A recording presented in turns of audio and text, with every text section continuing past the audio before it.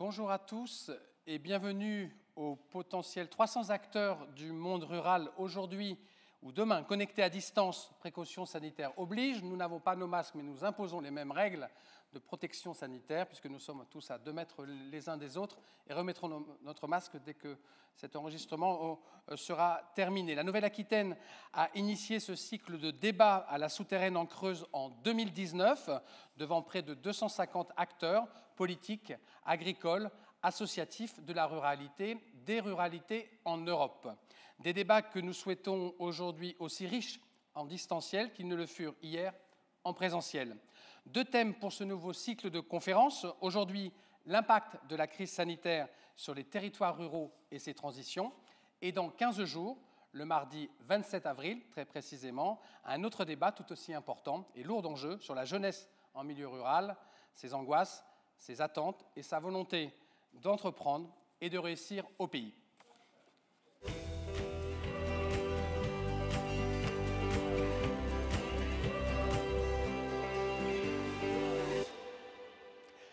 Plateau de choix ce matin, vous en conviendrez, vous en jugerez vous-même à l'issue de ces débats. Alain Rousset, président du Conseil régional de Nouvelle-Aquitaine, Geneviève Barra, vice-présidente élue creusoise, vice-présidente en charge de la ruralité et des associations à la région Nouvelle-Aquitaine aussi.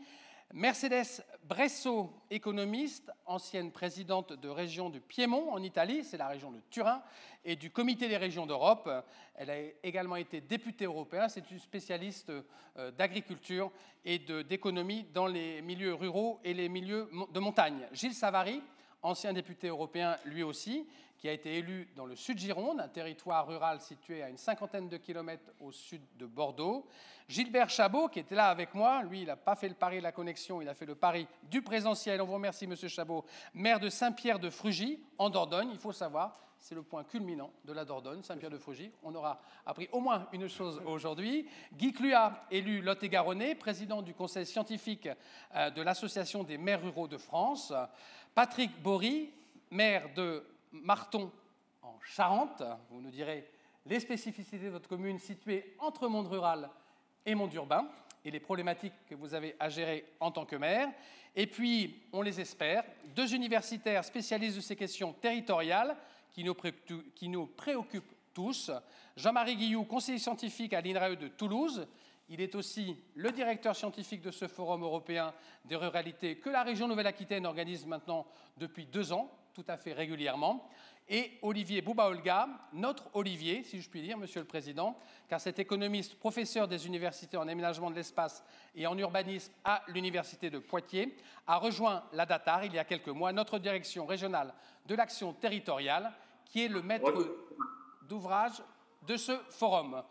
Olivier Bouba-Olga, bienvenue. Vous allez ouvrir le bal ce matin, si je puis dire, sur notre thème du jour. La crise sanitaire est-elle une opportunité pour les territoires ruraux? Thème sur lequel nous débattrons ensemble dans un second temps. À vous la parole, Olivier, et bienvenue. On vous espérait. Ok, merci beaucoup. Donc, il y a eu des petits problèmes techniques, mais apparemment tout est résolu. Donc, l'idée, en fait, je ne vais pas évoquer la crise directement, mais plutôt un peu parler de ruralité pendant quelques minutes, parce que quand on parle du monde rural, il faut s'entendre sur ce qu'on appelle le monde rural. Et en fait, les définitions bougent, les définitions changent, et selon les définitions qu'on adopte, ce que pèse le rural, c'est pas la même chose. Et c'est pas neutre, c'est pas juste un débat entre scientifiques, hein, ça influe sur les représentations des acteurs, ça influe sur l'action publique, ça peut influer aussi sur l'allocation des fonds. Si on dédie les fonds au monde rural ou au monde urbain, ben, selon son poids, on va allouer plus ou moins de fonds au territoire. Donc si je voulais en parler en introduction, c'est parce qu'il y a une nouvelle définition en fait, qui est sortie du monde rural, qui me semble beaucoup plus satisfaisante que les précédentes. Nouvelle définition en fait, qui a pour origine un travail qui a été fait à l'échelle européenne et qui a été poursuivi par Eurostat et qui a été poursuivi dans le cadre d'un groupe de travail piloté par l'INSEE, qui consiste avant, si vous voulez, le rural était défini un peu en creux. On considérait qu'un territoire rural, c'était un territoire qui n'était pas urbain. Alors bon, définir par défaut en creux une notion, c'est pas très satisfaisant. Désormais, on a une définition en plein. On considère que est rural un territoire, une commune, c'est à l'échelle des communes en fait, qu'on définit la ruralité, une commune très peu dense ou peu dense. Donc, alors c'est pas tout à fait le nombre d'habitants au kilomètre carré, c'est un petit peu plus complexe, je ne vais pas rentrer dans les détails, mais disons que déjà c'est une définition en plein. On va considérer, premier niveau de définition, est rural, une commune peu dense ou très peu dense. Alors qu'est-ce que ça change? Eh bien, la définition couramment utilisée avant, c'était le zonage en aire urbaine, par exemple. Avec le zonage en aire urbaine, ce qui était rural, c'était les communes hors aire urbaine. Le rural pesait 4,5% de la population. Avec cette nouvelle définition, on passe d'un rural qui pesait 4,5% de la population à un rural qui pèse 33% de la population France entière. Donc ça change un petit peu les choses. On avait une définition intermédiaire basée sur les unités urbaines, était rurales, les communes hors unité urbaine, là on était à 20% de la population. Donc vous voyez un peu comment les choses peuvent changer. Zonage en aire urbaine, le rural pèse 4,5. Zonage en unité urbaine, le rural pèse 20% environ de la population. Nouvelle définition du rural beaucoup plus satisfaisante, qui fait consensus dans le milieu de la recherche, qui fait consensus auprès de l'ensemble des acteurs impliqués dans la réflexion. Le rural pèse 33%. Donc ça, c'est France entière. Donc, première idée, on réévalue considérablement le poids du rural dans l'ensemble de la population. On a des différences marquées selon les régions, et une région comme la Nouvelle-Aquitaine est une des plus rurales de France, en fait. La Nouvelle-Aquitaine est en 3e position. La population qui vit dans des communes rurales en Nouvelle-Aquitaine, c'est pas 33% de la population, c'est 51%. C'est la 3e région derrière la Bourgogne-Franche-Comté et la Bretagne. Donc, deuxième idée, avec des variations fortes selon les territoires. Si on raisonne à l'échelle d'un zonage utilisé par la région de Nouvelle-Aquitaine, ce qu'on appelle les territoires de contractualisation, avec lesquels la région travaille, le poids du rural varie, alors sans surprise, au plus bas sur le territoire, alors qui n'est pas un territoire de contractualisation, c'est Bordeaux Métropole, 0,5% de la population de Bordeaux Métropole est sur des communes rurales. Et puis on a 14 territoires de contractualisation sur les 51 qui sont 100% ruraux, donc 100% de la population. Et puis on a tous les autres qui sont entre les deux. Un territoire de contractualisation comme Grand Poitiers, au Poitou, Vallée du Clin, c'est en gros 50-50. 50% communes rurales, 50% communes urbaines. Troisième idée, ça consiste à dire que cette surreprésentation du rural pour la Nouvelle-Aquitaine en termes de population, on le retrouve du point de vue économique. On réévalue aussi le poids de l'activité économique dans les territoires ruraux. Donc la population, je vous ai dit, France entière, c'est 33% dans le rural, 51% en Nouvelle-Aquitaine. L'emploi total, toute activité confondue, privé-public, c'est 22% France entière. 33% de la population, 22% d'emploi total. Donc l'emploi est plus concentré dans l'urbain que la population. Nouvelle-Aquitaine, c'est 36%. Si on regarde le sous-ensemble dans l'emploi total de l'emploi privé, hors agriculture, donc c'est une autre source de données, on passe à 17% de l'emploi privé France entière. Nouvelle-Aquitaine, 28%. Donc surreprésentation. On a plus d'un quart des salariés du privé en Nouvelle-Aquitaine qui travaillent dans des communes dites rurales, au sens de la nouvelle définition. Si on regarde le sous-ensemble qui intéresse beaucoup la région Nouvelle-Aquitaine, c'est un sous-ensemble de l'activité et qui intéresse beaucoup d'acteurs publics, le sous-ensemble de l'industrie. Eh bien, l'industrie, 30% des effectifs des salariés de l'industrie, France entière, sont localisés dans le monde rural. En Nouvelle-Aquitaine, c'est 43%. Et si on regarde non plus le nombre de salariés, mais si on regarde le nombre d'établissements, c'est 36% France entière, et c'est plus de 50,5% très exactement en Nouvelle-Aquitaine. Alors désolé pour cette avalanche de chiffres, mais je pense que l'idée essentielle, alors c'est des chiffres qu'on a publiés aussi dans le cadre de documents qu'on diffuse au niveau de la région Nouvelle-Aquitaine, ça c'est pas encore paru, mais ça va bientôt sortir. Ça montre que le rural pèse, et pèse beaucoup plus, je pense, que les gens imaginaient, et que ça pèse non seulement en termes de population, mais aussi en termes d'activité économique, et en termes d'activité économique qui compte.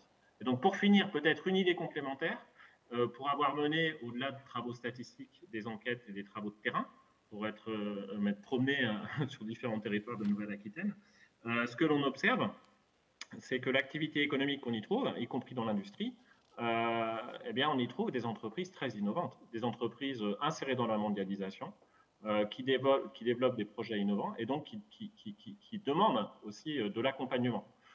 Donc ça va un peu à rebours d'une idée portée par certains selon laquelle l'innovation et l'activité de demain seraient totalement et uniquement concentrées dans les très grandes villes. En fait, c'est faux. Bien sûr qu'on a de l'activité innovante dans les grandes villes, à Bordeaux par exemple, en Nouvelle-Aquitaine, mais pas que. On en trouve aussi sur de nombreux territoires, y compris des territoires dits ruraux, avec des problématiques éventuelles d'accès au numérique, de couverture fibre, etc., autour desquelles les acteurs publics travaillent. Mais en tout cas, il y a des possibilités, des capacités d'innovation sur ces territoires qu'il faut encourager et soutenir.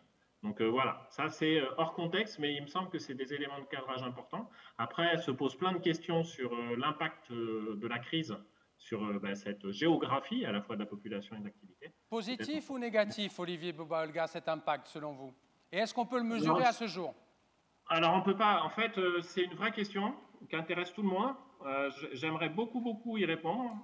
On a pour le moment que des intuitions en fait. C'est-à-dire qu'on a des discours, on a des exemples de personnes, on en entend parler, y compris dans les médias nationaux, régionaux, locaux, des exemples de personnes qui habitaient dans des villes grandes et qui décident d'aller dans des villes moyennes ou des territoires plus ruraux. Pour le moment, on n'a aucun moyen de quantifier l'ampleur du phénomène. On a l'intuition qu'il y a des choses qui peuvent bouger, qu'il y a une envie peut-être, mais ce qui n'est pas nouvelle pour certaines villes. Si vous regardez l'agglomération de Paris, ça fait un moment qu'elle perd des habitants, et que quand vous interrogez les populations, beaucoup disent si on pouvait vivre ailleurs, on vivrait ailleurs. Est-ce que ça va être un phénomène massif? On ne sait pas encore. On a quelques micro-événements, donc là il faut attendre les données. Il y a toujours des fois une frustration logique du politique, notamment qui veut agir vite et comprendre mieux les choses. Et puis du chercheur ou de l'expert ou du chargé d'études qui va dire désolé, on n'a pas encore les données. Ce qui peut laisser penser quand même qu'on pourrait avoir un mouvement non négligeable, c'est le fait que, compte tenu, c'est l'effet positif, si on peut dire, avec des gros guillemets de la pandémie, on a eu un développement assez massif du télétravail, qui va en rester des choses, et que donc on se dit ça peut contribuer à déconnecter un peu plus lieu de vie et lieu de travail. Autrement dit, si moi j'ai un travail sur Bordeaux et que je peux être en télétravail, mettons 3 jours semaine, et être sur place seulement 2 jours, c'est clair que ça relâche la nécessité que je réside dans l'agglomération de Bordeaux. À la limite, je peux résider à Poitiers, à Angoulême, voire plus loin, à 2 heures de transport. Je viens 2 jours à Bordeaux, je travaille, et ensuite, voilà. Donc on peut, mais pour le moment, ce ne sont que des hypothèses. Olivier, on n'a pas d'éléments suffisamment solides. Olivier, on a eu beaucoup de questions qui ont été posées par les inscrits à ce forum Ruralité. On sent une impatience de mieux connaître et de mieux cerner ce dispositif. On ne vous demande pas de lire dans une boule de cristal, bien évidemment, mais est-ce que vous croyez que ça peut être un mouvement? Quand saurez-vous, en fait, quand le chercheur, quand les statisticiens pourront effectivement, sur la base de quelles données, on ne va pas passer les slides avec les questions, mais il y a une dizaine de questions qui nous ont été posées. Quand est-ce qu'on le saura plus précisément? C'est le marché de l'immobilier, c'est le marché de l'emploi, c'est les connexions Orange, Internet, YouTube. Quand est-ce qu'on pourra le savoir? Ça peut être un peu tout ça en fait. Alors sur l'emploi, on a de la donnée quand même assez régulièrement, grâce notamment, enfin sur l'emploi privé hors agriculture, on a de la donnée assez régulière en fait. Là, on a de la donnée jusqu'à fin décembre 2020. Donc déjà, ça permet de voir un peu comment les choses bougent. Mais bon, c'est une chose de parler d'emploi, c'est une autre chose de parler de déménagement un peu durable. Donc là, éventuellement, sur le marché de l'immobilier, on peut avoir des sources. Peut-être on va avoir quelques éléments assez rapidement. Éventuellement, effectivement, nous aussi, au niveau du service études de la région, on s'est rapproché un peu, on a échangé. Bon, c'est pas si simple que ça. On s'interroge sur qualité des données, fiabilité des données d'opérateurs de téléphonie mobile pour savoir si on pouvait dire des choses. Il va falloir être un petit peu patient. Vraiment désolé. Les données les plus fiables, c'est les données INSEE, mais là, il y a un décalage de 2 ans, on va dire. Donc, c'est sûr que c'est pas totalement satisfaisant. Après, peut-être il y aurait un petit travail à faire, enquête, en se rapprochant peut-être en travaillant avec les communes, les intercos, les territoires de contractualisation de la région Nouvelle-Aquitaine. Peut-être une enquête auprès des nouveaux habitants. Enfin, essayer de voir un peu les mouvements, les frémissements. Au moins des enquêtes qualitatives dans un premier temps. À mon avis, ce serait peut-être le meilleur moyen quand même de faire remonter un peu plus d'informations et de voir dans quelle mesure on a quelque chose d'un peu consistant ou peut-être un épiphénomène, on ne sait pas encore. Et de toute façon, il faudra être un peu patient. Très bien, merci Olivier Bouba-Olga. Je me tourne vers un de ces élus rural, Gilbert Chabot. Vous êtes maire de Saint-Pierre-de-Frugy, commune de 4 à 500 habitants. Je sais que vous croissez en population. Je ne sais plus quand vous avez quitté 400. 360 habitants, point culminant de la Dordogne, aux confins de la Haute-Vienne, donc si j'ai bien noté. Vous devenez maire en 2008. On va raconter ce que vous avez entrepris avec vos équipes pour redynamiser cette ville. Mais d'abord, je voulais savoir, vous aviez une vie professionnelle bien remplie, 2008, concessionnaire, à Périgueux, et vous plongez dans le métier de maire. Qu'est-ce qui vous a pris ce jour-là? J'étais à la retraite et je coulais des jours heureux, je peux dire, et j'étais loin de penser que j'allais m'engager. J'ai été sollicité plusieurs fois et j'ai cédé pour faire le 11e, normalement. C'était le 11e. Au fur et à mesure des discussions, mais voilà, je me suis retrouvé en tête avec une équipe de 11 conseillers. Voilà. Alors, capitaine d'une équipe de 11 conseillers municipaux dans une commune, je vous ai entendu dans d'autres lieux, qui était quasiment déserte, où il se passait pas grand-chose. Je me souviens, la seule voiture qui circulait, c'était la vôtre et celle de votre secrétaire de mairie quand il venait travailler à la mairie. Je résume, mais c'est bien ce que vous avez dit. C'est ça, oui. Ouais. Non, effectivement, tous les commerces étaient fermés. Le restaurant venait de fermer, puisque c'était lui qui servait de cantine pour l'école, et l'école ayant fermé l'année d'avant, ça y est, lui aussi, il avait rendu l'âme. Donc, c'était un village qui se mourait, voilà, c'est ce que j'allais dire. Voilà. La mairie elle-même n'était pas accueillante. C'était une petite pièce de 15 mètres carrés avec un digiphone. Et donc, rien pour inciter les gens à venir. Donc, que faire pour que les gens aient envie de venir nous voir et pourquoi pas d'y rester? Voilà le leitmotiv du départ, hors toute analyse, puisqu'après, on a quand même été un peu plus loin. Donc, la première chose à faire, c'était de transformer cette petite salle en une vraie mairie, ce qui a été fait. On a transformé en vraie maison d'accueil avec une informatique qui n'avait pas, un site internet aussi qu'on n'avait pas avant, etc., tout susceptible de répondre à l'attente des administrés. Voilà. Alors, on ne va pas tout résumer ce que vous avez entrepris depuis 2008, ce n'est pas le but de ce débat. Transformation écologique, commune zéro produit sanitaire, accueil de touristes, création d'un gîte de groupe, festival de musique, ouverture d'une école Montessori, mais vous avez bu la potion magique dans votre commune de Saint-Pierre-de-Frugy? Non, pas du tout, mais effectivement, on a fait des diagnostics au départ et on s'est bien vite rendu compte que c'était la nature notre ressource première. Donc effectivement, on a travaillé là-dessus tout de suite sur la gestion écologique de la commune, arrêter tous les intrants, mais pas que. On a mis des gîtes, des nichoirs un peu partout, on a acheté des zones humides, on a fauché, raisonné, on a mis toutes les techniques possibles en place. Voilà. Et ensuite, on a ouvert les chemins de randonnée et les balisés. Donc ça a commencé à tirer du monde. Vous avez vu revenir les voitures. Voilà, les voitures, c'est ça. Les marcheurs surtout qui venaient, mais qui commençaient à m'interpeller en disant c'est bien, on vient chez vous, mais on ne peut même pas boire un coup. Donc une chose pousse l'autre. On s'est dit tiens, le restaurant, il faut peut-être qu'on l'ouvre. Chose pas facile puisqu'il faut le remettre aux normes lorsqu'on a un établissement comme ça. Là, j'ai vu que j'avais une richesse auprès de mes agents communaux puisque les devis aidants, on voyait qu'on ne pouvait pas le faire financièrement, mais eux pouvaient faire. Donc on a fait l'isolation des extérieurs, les peintures, un chantier participatif, et on a transformé notre restaurant et on l'a rouvert. Voilà, donc voilà une des premières choses que l'on a fait. Voilà. Alors, festival de musique, on ne va pas tout détailler bien sûr, et surtout une école, c'est le symbole, ça, la rouverture de l'école. Elle avait fermé depuis combien de temps? Depuis 2 ans, c'est tout. D'accord. Mais c'est la dernière action que l'on a menée, puisque les gens ont commencé à venir habiter chez nous, avaient des enfants. On s'est dit, on peut peut-être essayer de faire rouvrir l'école. Donc j'ai eu des rendez-vous avec l'inspecteur d'académie, qui a failli se laisser entraîner, mais mes collègues qui disaient toujours qu'un village sans école était un village sans âme, de seul coup, ils ont dit si on rouvre celle de Saint-Pierre-de-Frugy, peut-être qu'on va fermer la mienne. Donc je n'ai pas eu d'aide autour de moi. Solidarité intercommunale, on peut le dire comme ça. Donc là, que faire pour faire? Mais donc, j'ai commencé à me renseigner sur les écoles alternatives et on a choisi une école alternative avec pédagogie Montessori. Voilà. Alors, pour mener toutes ces actions, j'ai deux questions importantes qui nous permettent d'élargir un peu le propos dans ce débat Forum Ruralité, parce que ça intéresse tous les gens qui sont connectés. Vous avez fait quel argent, je ne sais pas quel était votre budget d'une commune de 370 habitants, mais c'était très peu de choses. Où vous avez trouvé l'argent? Département, à l'État, à la région, à l'Europe, comment vous êtes débrouillé pour financer tout ça? Je dois dire que beaucoup, le département, beaucoup, nous a toujours suivis.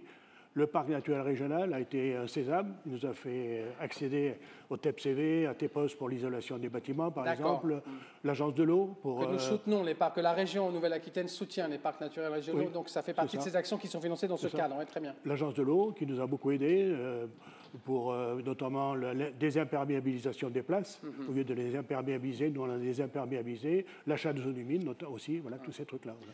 Très bien. Alors, il y a une autre question que se posent beaucoup de maires ruraux. On va y revenir avec Alain Rousset, Geneviève Barra, Gilles Savary qui nous a rejoint. Ça y est, je le sais. Tout le monde est connecté. On croise les doigts pourvu que ça dure. On parle beaucoup de manque d'ingénierie dans la ruralité, de manque de gens capables d'aller chercher des financements, de trouver des solutions techniques, de répondre à un appel à projet. Vous aviez une taupe dans les préfectures, à la région, au conseil départemental pour vous aider. Comment avez-vous fait? Pas du tout. Non, il faut dire que devant l'afflux des appels à projets qu'il y a actuellement et des aides telles que Petite Ville de demain, etc., on se dit, ça y est, c'est pour nous. Et lorsqu'on répond aux appels à projets, mais on n'est pas éligible parce qu'on n'est pas ville-centre, parce qu'on n'est pas une petite ville suffisamment grande, etc., etc. Donc, non, je ne peux pas dire qu'on ait eu la chance de bénéficier de ces choses-là. Par contre, le reste, c'est vrai qu'il faut beaucoup d'opiniâtreté, aller chercher tout ce que peut avoir la région. La région, non, on n'a pas pu avoir. On a vu un projet pharaonique, il faut dire, c'était l'achat d'une ferme bio de 100 hectares. Et il nous a manqué quelques aides, sinon je pense qu'on avait un projet d'intérêt général pour le territoire, puisque ça contribuait à faire notre ceinture maraîchère qu'on a constituée d'une autre façon autour de la commune de Saint-Pierre-de-Fougy. Voilà. Ce projet est toujours dans les tuyaux? Il est juste en stand-by? Non, c'est un collectif de citoyens qui l'a racheté, qui habite la commune, bien sûr, et qui a repris notre projet quand même. Mais bon, on aurait aimé le mener à l'époque. Finalement, je suis un peu soulagé de voir qu'il a été repris et puis que nous n'ayons pas à le supporter. Mais alors, je constate que vous êtes toujours maire de votre commune. Vous êtes arrivé en 2008, le 11e de l'équipe, comme on vous l'a dit. Vous êtes repiqué au jeu. Là, vous faites partie de ces maires qui disent 6 mois avant l'élection, non, je vais arrêter, c'est plus le moment, etc. Et puis qui, au moment de se présenter, replonge. Hein. Vous êtes pris au jeu. Le deuxième, c'était tout naturel. Oui, pour poursuivre ce que vous aviez entrepris. Voilà, le troisième, j'étais poussé par les nouveaux arrivants qui avaient peur que la politique de la commune change. Et bien nous en a pris, puisqu'on a été élu au premier tour, avec plus de 80% des votants, alors qu'en France, la moyenne, je crois, était autour de 30-35% de votants. Voilà. Donc, je crois qu'il y a eu un plébiscite pour les choses qu'on en avait fait. Quoi. Au fond, c'est ma dernière question. Qu'est-ce qu'ils trouvent, ces nouveaux habitants dans votre commune, qui n'existaient pas en 2008, lorsque vous avez pris, avec votre équipe, les rênes de la municipalité? Je pense que ça existait peut-être, mais c'était sous-jacent. Je crois que c'est l'affirmation du cadre de vie. C'est essentiel. Pour eux, le cadre de vie est essentiel. D'ailleurs, moi, j'ai pu remarquer, et j'ai vu après que ça existait ailleurs aussi, que les gens choisissaient un cadre de vie et à partir de leur cadre de vie, pouvaient créer leur emploi, etc., etc. Et chez nous, c'est le cas, puisque au début, ça a été les cadres qui faisaient du télétravail. Ensuite, ça a été les maraîchers, donc on a fait notre ceinture maraîchère. Ensuite, ça a été les kinés, les ostéos, un médecin qui arrive. Et en dernier, maintenant, ce sont les artisans. Donc je me dis, ça y est, mon objectif est réalisé, c'est-à-dire qu'on recrée les villages d'autrefois sur lesquels on pouvait trouver tous les services et toutes les denrées de première nécessité. Quoi. Vous êtes convaincu qu'il n'y a pas de déclin pour le monde rural, inéluctable, il peut rebondir? Nous non, on est passé de 360 à plus de 500 habitants et le projet final actuel, c'est un écolotissement qui va accueillir 14 maisons, donc on va passer... on va flirter les 600, c'était inespéré. Ce n'était pas le but d'ailleurs. Le but, c'était le cadre de vie pour les habitants, puis quelques visiteurs, touristes et autres. Voilà, mais là, l'inspecteur d'académie va revenir. Bon, voir là, pour l'école, peut-être vous allez faire affaire. Mais oui, mais on n'a plus de maison et on n'a plus de terrain, donc Très bien. C'est fini. Ouais. Merci beaucoup, Monsieur Chabot, pour ce témoignage. On poursuit avec vous, Monsieur Bory. Patrick Bory, vous êtes maire de Marton, c'est une commune qui est située en Charente. Alors d'abord, je vais vous demander, première question, très large, très tranquille, l'impact du Covid, ça s'est vécu comment chez vous? Vous voyez plus d'habitants, moins d'habitants, plus de télétravailleurs, moins de télétravailleurs? Est-ce que c'est assez neutre finalement sur les grands équilibres de votre commune? C'est assez neutre. Il y avait quelques maisons à vendre au mois d'août. Elles se sont vendues à ce moment-là. J'ignore si c'est l'effet Covid ou pas. D'accord. Je n'ai pas pu rencontrer toutes les personnes. Jouées sont nouvelles et par définition, il leur faut toujours un peu de temps pour aller à la mairie. Quoique souvent, je vais les voir. Je ne peux pas dire que l'effet Covid ait joué sur l'achat de ces maisons. D'accord. Alors, parlez-nous de votre commune, où elle est située. Elle est entre ville et campagne, on peut le dire comme ça? Elle est à 20 km d'Angoulême. D'accord. Nous n'avons pas la chance d'être à quelques kilomètres d'une nationale. Hein. Il faut, pour attraper la nationale, faire 25 km. Ah. On n'est pas enclavé, mais c'est la limite. Ceci dit, le fait de ne pas être proche d'un axe de communication et pas trop proche d'une ville-centre, comme ça, nous a obligés à développer et conserver tous les services de base. Et si je pouvais définir ma commune, eh bien, c'est une commune qui a réussi à maintenir ses commerces. Le premier, ça me reste encore en mémoire, j'étais juste élu, c'était réinstaller de la boucherie. Alors, on avait commencé par ça. Les aides de l'État, de la région, du département, on sait faire. Et je remercie toujours la région quand je vois un élu régional, toujours le département, toujours, parce qu'on a besoin de ces... Parce que vous êtes un homme prudent, vous remerciez tout le monde. Là, hein. Non, on a besoin de ces subventions et il faut qu'elles continuent. Je parle souvent de subventions décibels, parce qu'on les réclame, mais quand je dis subventions décibels, les remerciements en font partie aussi. C'est ça que je veux dire. Notre combat, ça a été de réinstaller tous les commerces et services. Une des recettes employées a été de les regrouper spatialement. Comme on s'est dit au téléphone, voyez-vous, quand l'épicier est au bout de cette rue, le boulanger à l'autre bout, il n'y a que 70 mètres, 50 mètres, 100 mètres, ça ne marche pas. Quand vous allez dans une grande surface, à partir du moment que vous êtes dans le périmètre, les gens font 200 mètres sans problème pour aller dans les commerces de base. Donc ça, je l'avais compris assez tôt. Et on a acheté en tout, je ne sais plus si c'est 14 ou 15 maisons dans le bas du bourg. Nous les avons, certaines démolies.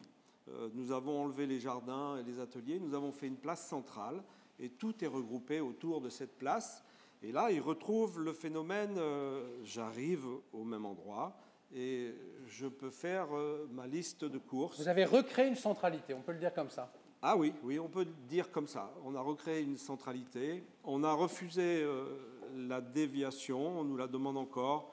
Mais bon, je crois qu'on peut la refuser encore longtemps. Le trafic n'est pas si important que ça sur la commune. Question santé, médecins, soignants, infirmières. Quelle est la région est très active pour les maisons de santé. Est-ce que vous avez une maison de santé est-ce que sont soignés à Angoulême, qu'est-ce qu'on fait là, surtout en période de crise sanitaire? Nous avons installé un médecin espagnol en 2003. Espagnol? Oui. Pas de français? Il est le bienvenu. Il est le bienvenu dans tous les cas, mais vous n'avez pas trouvé de médecin français? Le premier qu'on a trouvé, ça a été un choc. Notre médecin est parti. Il avait pu bénéficier d'un système de départ en retraite un peu plus tôt. Donc, il est parti presque d'un seul coup. Et en cherchant, c'était les débuts d'Internet, on téléphonait partout. On a trouvé le docteur Ortega, qui est toujours là, et qui s'est installé sur la commune. Ensuite, récemment, on avait une dentiste dans des locaux communaux, pas intercommunaux, ils étaient à droite, à gauche. Maintenant, nous avons une dentiste roumaine. Elle est très bien, d'ailleurs, je sors de chez elle. Elle est venue chez nous parce qu'on lui a offert les locaux. Et là, on a eu un peu de chance. Elle est venue... Il faudra que je lui demande. Et puis, nous avons un kiné français qui part en retraite très prochainement. Et nous avons une discussion en ce moment avec des jeunes kinés pour les installer. Nous avons regroupé tout ça dans une antenne de santé qui, maintenant, est prise en charge par la communauté de communes. Au début, c'était la commune qui logeait tout ça. Et on l'a mis tout près de ce que j'appelle le regroupement spatial des commerces et des services. On a fait des passages, les gens se garent et vont de l'un à l'autre. Et ma foi, ça marche bien. Enjeu prochain, le kiné. Alors, vous avez dit à mon camarade Guillaume Fourgeot, là, qui m'a aidé à préparer ces débats, les transports collectifs. Alors, ce n'est pas politiquement très correct en ce moment, mais si vous l'avez dit, c'est que vous le pensez, vous allez l'argumenter. Les transports collectifs ne sont pas la solution en réalité. La solution est la voiture autonome propre. Alors, il y a propre quand même dans ce que vous dites, mais ce n'est pas les transports collectifs la solution. Ça ne marche pas, quoi. C'est trop fin, le maillage est trop fin. Les transports collectifs en milieu rural, 35 arrêts pour faire 25 km. Angoulême-Gare ou Angoulême-Centre? Oui, Angoulême-Gare, Angoulême-Centre. Jusqu'à votre nouvelle centralité? Comment? Combien? 25, c'est ça, 35 arrêts. Ah, d'accord, jusqu'à chez vous. Pour aller de Marton à Angoulême-Centre, parce qu'ils font du cabotage en zone périurbaine, eh bien, ça ne marche pas. Il n'y a que ceux qui en ont vraiment besoin qui l'utilisent. D'ailleurs, nous avons fait une aire de regroupement, de covoiturage, voilà. Pardon. Nous avons mis une borne de recharge de voitures électriques et les gens arrivent à s'organiser pour le covoiturage. Nous le favorisons avec tous ceux que nous connaissons. Nous avions fait des réunions pour ça. Et puis il y a des applications qui fonctionnent bien, Stop, enfin je ne sais plus. Et ça marche, les gens s'organisent. Les transports en commun, il faudrait qu'ils changent. Ce qui marchera, c'est vous prenez une petite commune comme la nôtre et direct la ville-centre ou 3 arrêts, mais 35 arrêts, parce qu'il faut satisfaire tout le monde. Il faut remplir le bus, sous le cas. Oui. Et puis surtout, ça suit l'ancienne ligne de chemin de fer qui, elle, n'était pas directe. Elle suivait les vallées parce que c'était plus plat et elle ne va pas directement à la ville. Donc, quand les compagnies routières de transport en commun ont remplacé les lignes de chemin de fer, elles ont pris les mêmes itinéraires, mais ce n'est pas adapté, quoi. Il n'y a que les enfants qui vont au collège qui sont un peu captifs qui l'utilisent. Pas au collège, au lycée. Au lycée. Le collège est dans votre commune? Malheureusement, non. Il est à Montbron, à côté. Ah, Montbron, on connaît bien. Montbron. Oui, très bien aussi. Très bien. Merci monsieur Bory. Vous revenez avec nous dans le débat quand vous le souhaitez.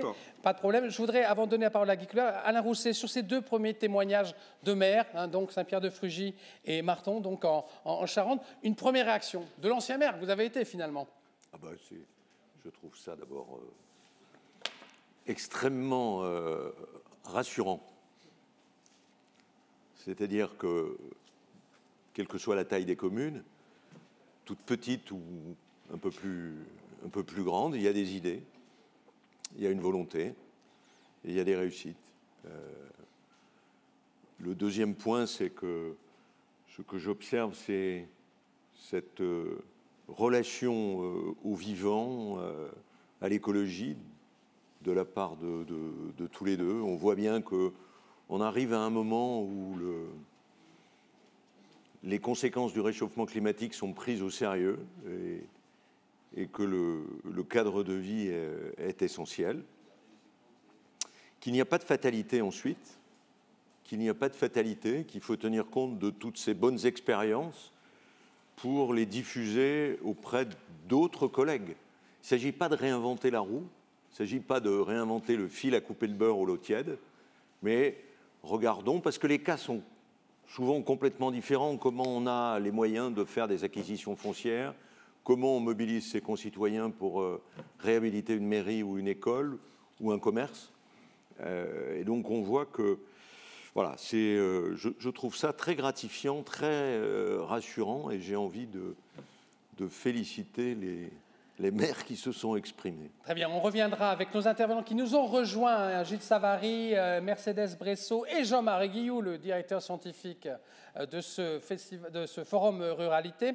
Ils nous ont rejoints en visio. Nous sommes à nouveau en direct avec quelques décalages. Nous nous excusons bien sûr auprès des internautes qui étaient branchés dès 11h pour nous écouter. Je me tourne vers vous, Guy Cluat, et ensuite je donnerai la parole bien volontiers à Mercedes Bresso. Guy Cluat, vous êtes élu du Lot-et-Garonne, président du conseil scientifique de l'Association des maires ruraux de France. Ça veut dire que les maires ruraux de France réfléchissent de manière scientifique au devenir de la ruralité. Hein. C'est votre cœur de métier, cœur de préoccupation, et on peut le comprendre.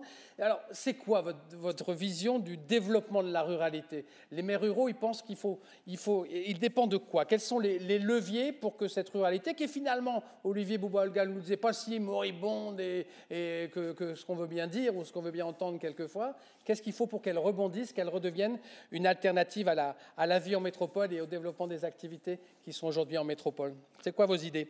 Écoutez, la ruralité, tout le monde s'en est un petit peu exprimé aujourd'hui, mais je suis très heureux que les chercheurs commencent à s'investir dans la ruralité, parce que c'est quand même un poumon de dynamisme qui est né depuis toujours, depuis la constitution des communes.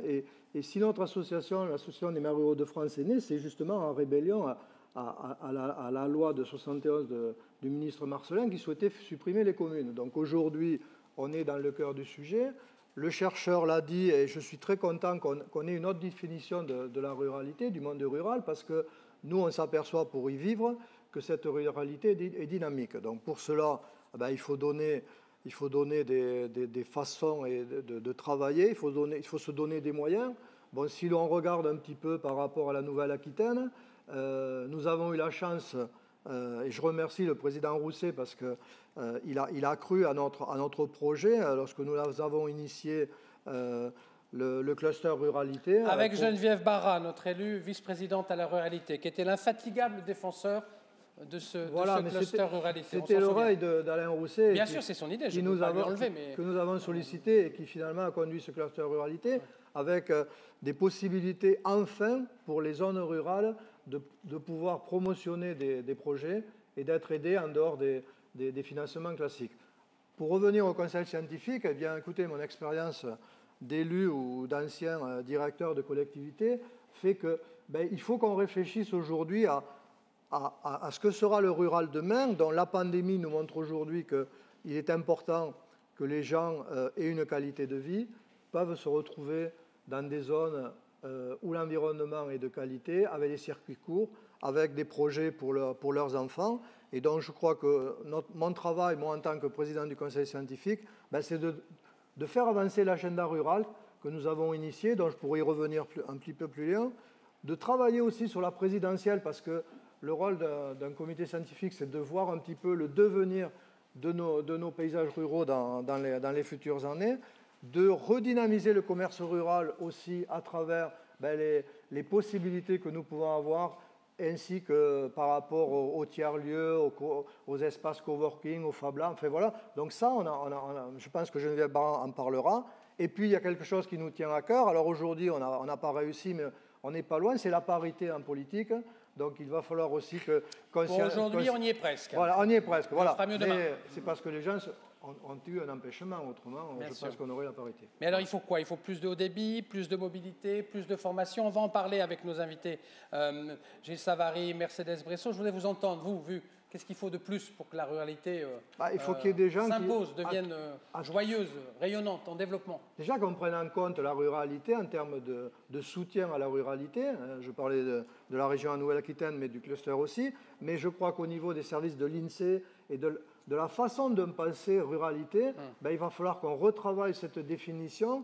Bon, je fais partie de l'INSEE, donc on est en train d'expliquer aux gens que les gens qui vivent en zone rurale, ils ne sont pas limitrophes à la zone urbaine, ils sont en zone rurale, ils veulent y vivre, ils veulent y créer des entreprises, vous en avez parlé précédemment, et donc je crois que là, à travers les services de l'État, il faut aussi que l'on puisse avoir des conditions d'aide à l'installation à la ruralité. Voilà. Donc ça manque ? Oui, ça manque un peu, oui. Pourtant, on parle que de ça, si on ouvre les télés, non, les radios.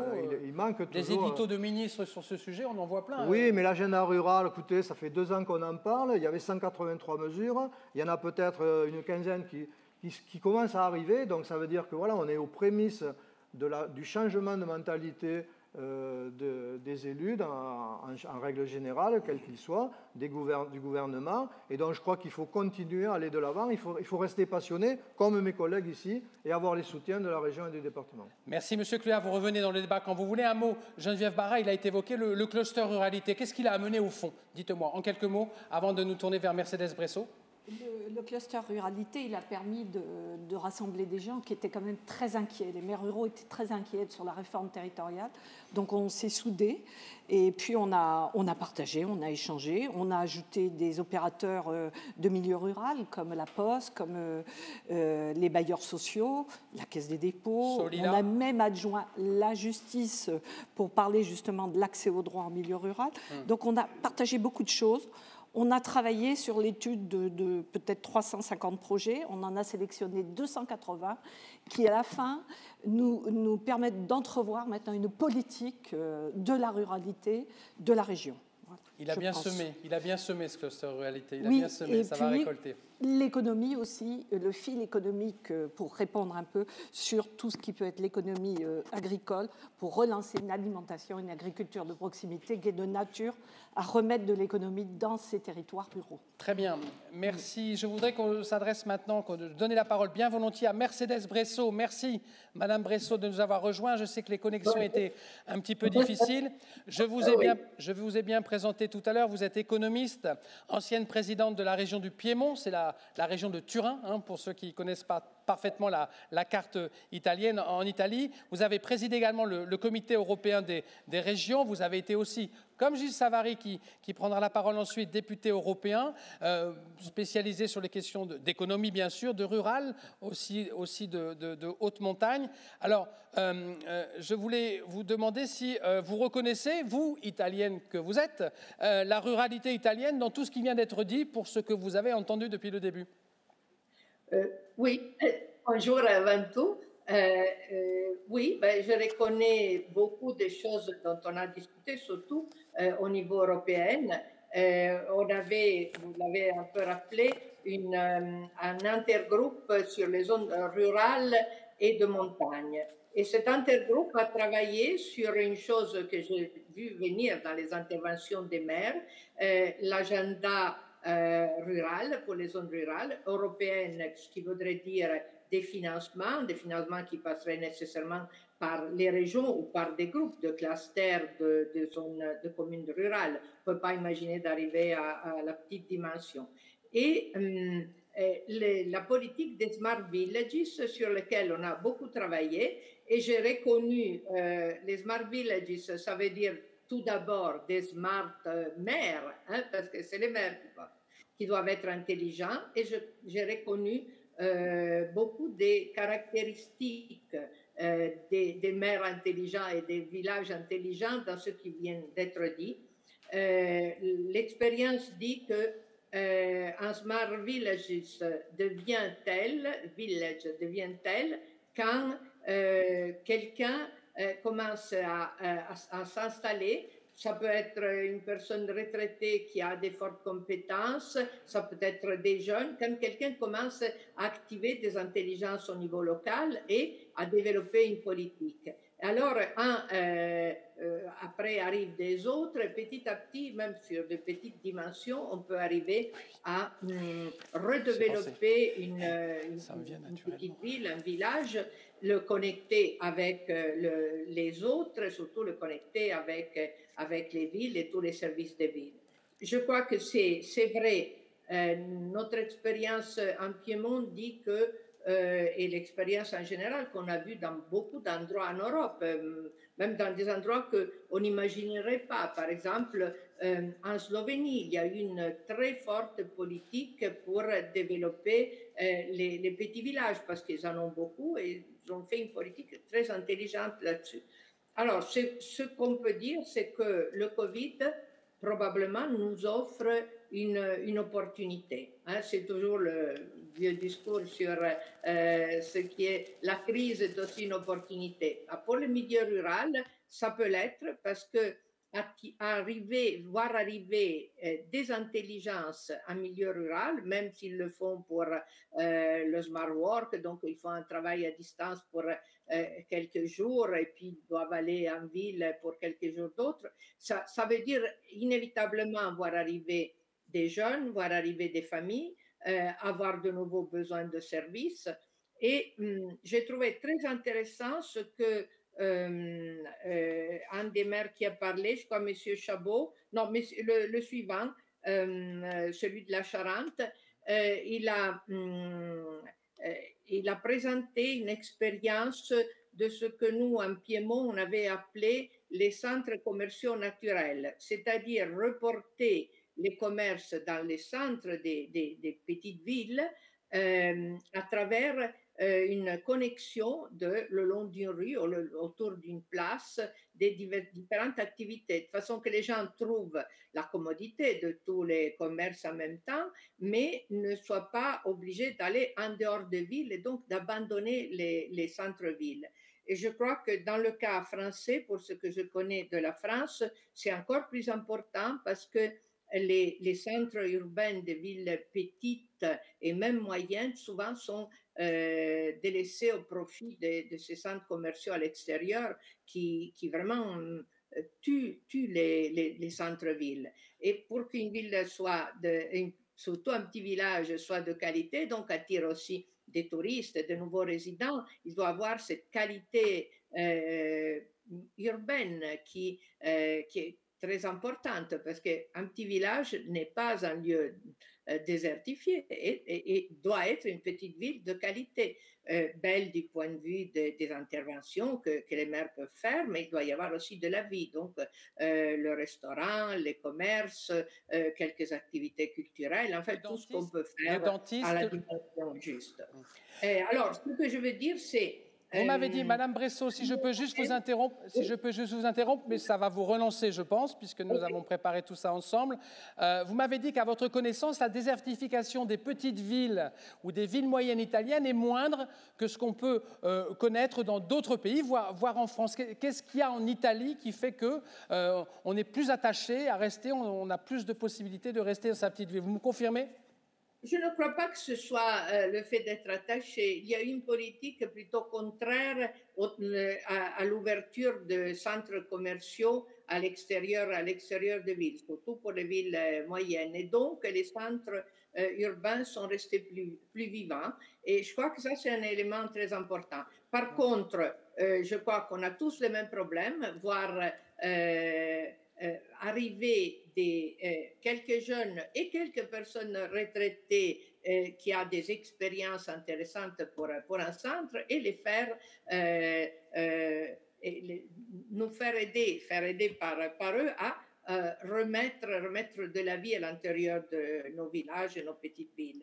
Je crois que les fonds pour le Recovery Plan de l'Union européenne peuvent être très intéressants parce que une partie doit être dédiée à la lutte au changement climatique et au développement durable. Et il n'y a aucun doute que la déconcentration de la population est un des éléments essentiels d'une plus grande qualité de vie et d'environnement dans le futur. Donc, je crois que là-dessus, on devra miser pour réaliser une vraie agenda. Et je pense que autant que ça a été fait au niveau local qu'au niveau des régions en France comme dans les autres pays européens, ce serait très intéressant d'avoir des vrais agendas pour le développement rural qui définissent toutes les opportunités qu'on peut mettre à disposition. J'ai entendu beaucoup de choses correctes. En zone rurale, on ne peut pas penser au transport collectif comme en ville, mais on peut imaginer l'utilisation en commun. On peut imaginer même un Uber en zone rurale, c'est-à-dire quelqu'un qui a une voiture et qui se met à disposition pour ceux qui ont besoin dans certains cas pour les amener. Et puis, il y a naturellement le fait de travailler en cluster pour pouvoir fournir sur une zone qui ne soit pas trop grande, pouvoir fournir les services essentiels. On a parlé des services scolaires, mais des services sanitaires aussi. Un minimum de services sanitaires est nécessaire si on veut attirer des gens dans une ville. Et donc, on peut le faire à travers d'abord la multi-activité, la pluriactivité, qui est une des choses très importantes en zone rurale. On peut le faire en faisant travailler en cluster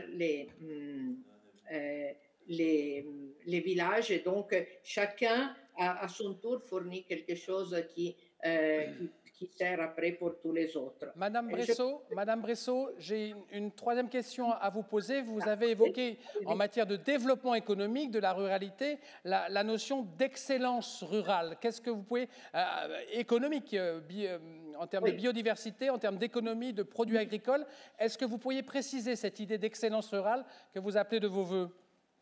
Oui, alors je crois que c'est l'expérience qu'en Piémont, mais dans le monde entier en réalité, on a fait avec ce qu'on appelle le slow food.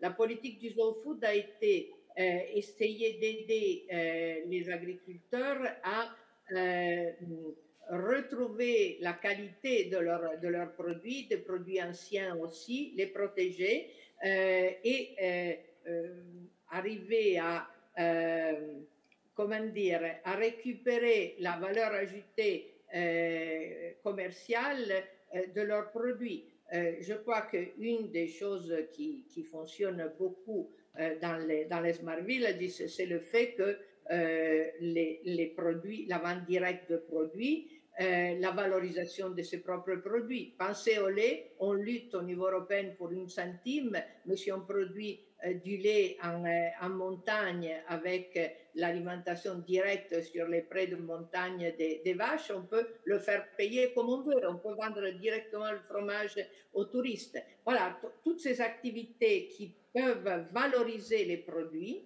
et en particulier la biodiversité qui n'est pas naturelle, qui est en réalité la biodiversité agricole, est une biodiversité culturelle. C'est une culture, la qualité de nos produits.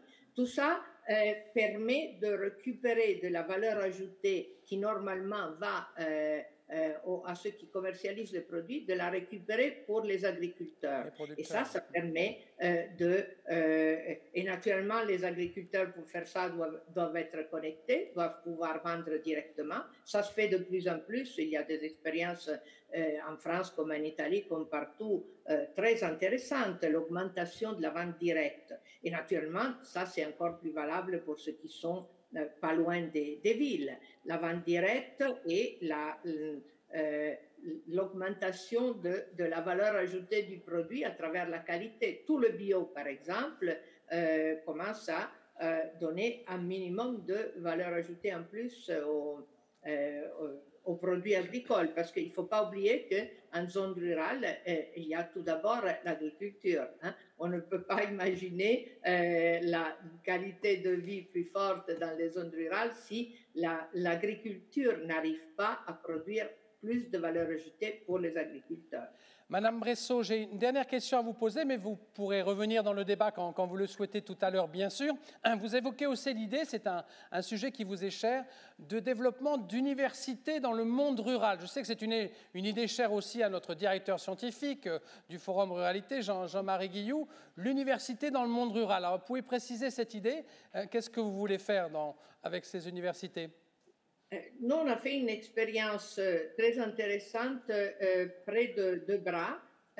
On a ouvert ce qu'on appelle l'université du goût, qui en réalité est une université justement qui travaille sur la valorisation de tous les produits de qualité agricole et sur leur valorisation dans l'utilisation dans la cuisine, dans les restaurants. Bon, c'est quelque chose qui en ce moment est très intéressant d'ailleurs. Et ils ont donc elle est installée dans une grande ferme qui était propriété des Savoie, qui a été rénovée et qui a aussi la possibilité d'activité directe, d'éducation directe dans le monde rural, parce qu'elle est installée en pleine campagne.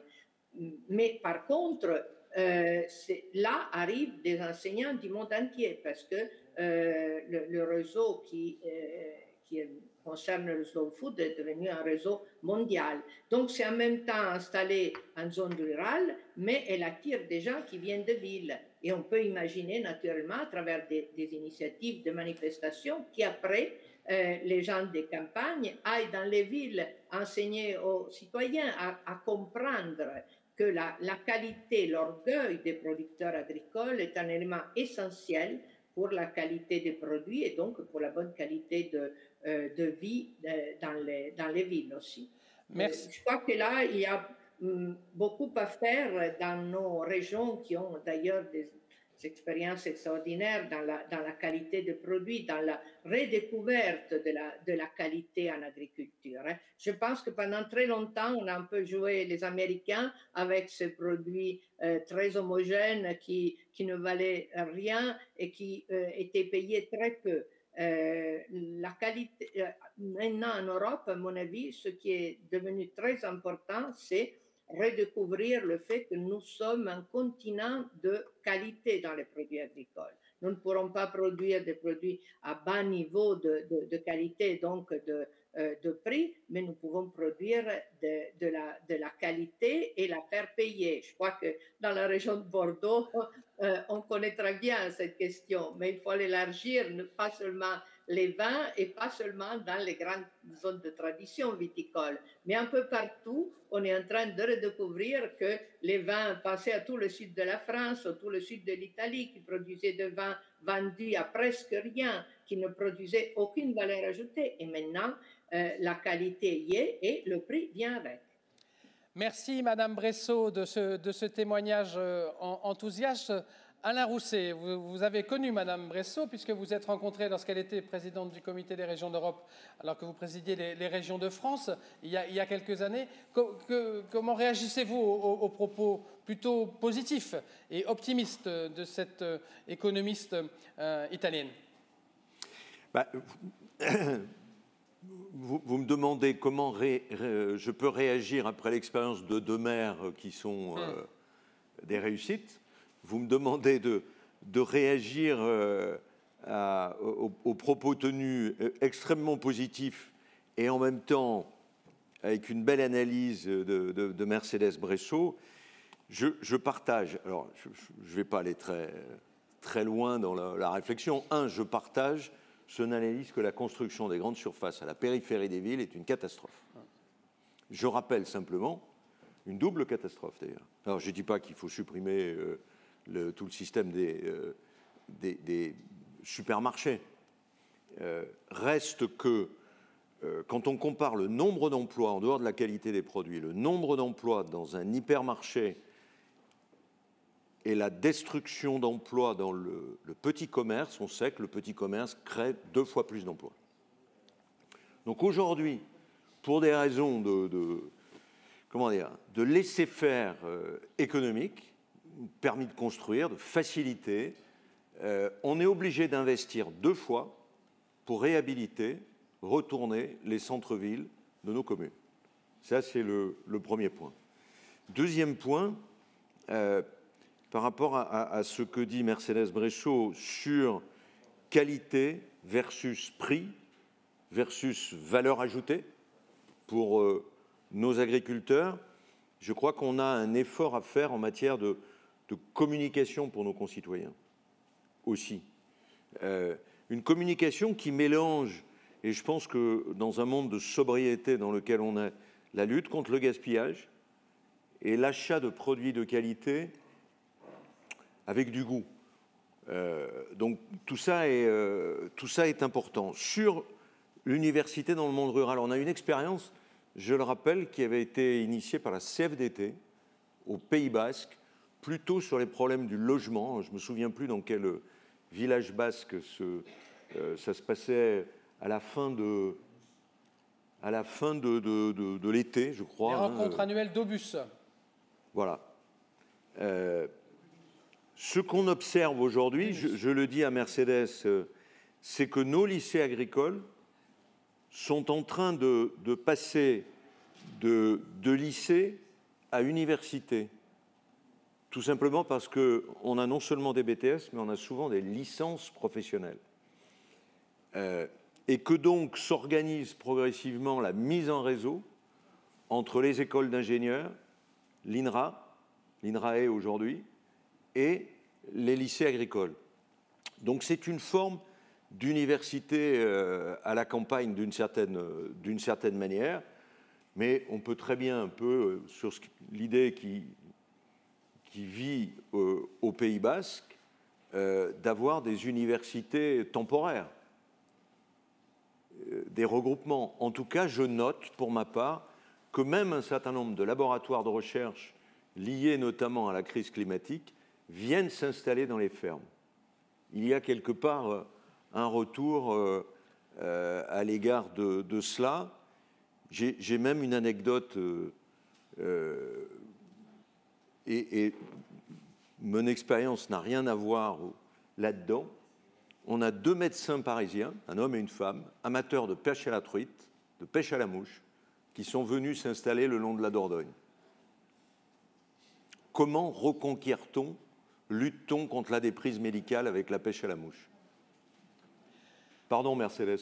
Dans le propos introductif d'Olivier Bouba-Olga, président, il nous a indiqué que l'innovation et l'industrie n'étaient pas l'apanage des villes, des technopoles, des métropoles d'excellence.